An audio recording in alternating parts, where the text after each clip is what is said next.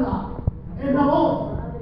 Y a veces, sin que pase muy desapercibida, lo que es la voz hace mucho efecto en la persona, porque según el contexto y el tono con que se dirige hacia ti, la persona hace mella y hace pensar en lo que te está diciendo, ¿verdad? A veces un tono airado hace ver que esa persona está enfadada contra ti, pero una palabra dulce, un poquito más tenua, hace que veas cómo esa persona es cálida y esa persona habla contigo desde una forma cariñosa o amorosa, ¿verdad? Pero vamos a hacer un poquito más de énfasis en lo que produce la palabra, la voz, y cómo varios personajes definen lo que es la voz de Dios en la Biblia. Vamos a remitirnos a varios personajes, los cuales empiezan a definir cómo es, qué tiene de especial la voz de Dios. Cuando yo termine este pequeño mensaje que va a ser dirigido con un solo pensar y en un solo sentido, que es que hoy salgas renovado y que salgas cambiado, transformado en el nombre de Jesús. Amén. Amigos, amén. Y las glorias a Dios son preciosos, pero no te preocupes si no te salen, que yo vengo aquí simplemente a quedar bien. No. Yo no vengo a quedar bien. A quedar bien sería invitándote a comer la jamón, a un buen queso. Yo lo que vengo hoy es hacerte bien en el nombre de Jesús.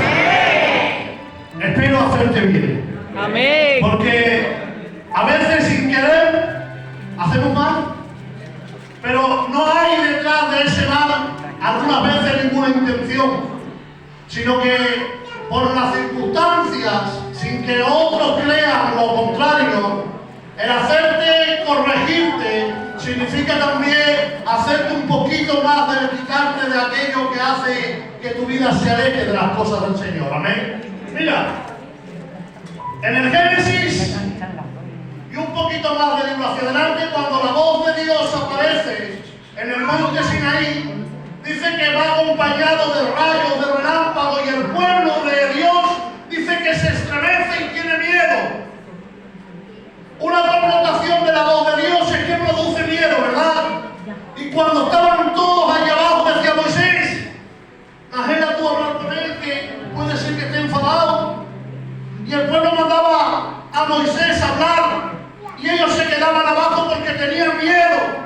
Es decir, una de las cualidades de Dios es que produce miedo su voz. Pero no nos quedemos con esa.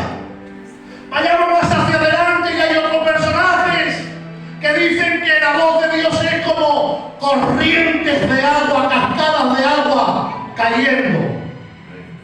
Elías la define como una voz apacible, dulce, consoladora.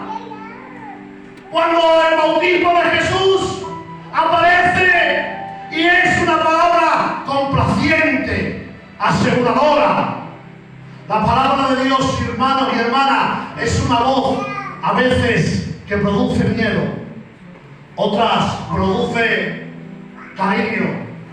Pero yo quiero hoy decirte, iglesia de Cartaya y de Lepe, del Pan de Vida y de Lepe Madre, que la voz de Dios cambia, que la voz de Dios transforma, que la voz de Dios liberta, que la voz de Dios cuando llega a los corazones, yo no sé lo que pasa, pero hay un cambio en esa persona, hay un diferente mirar, hay una diferente oportunidad para él. ¿Sabe por qué? Porque su voz cambia. ¿A cuántos de aquí han cambiado la voz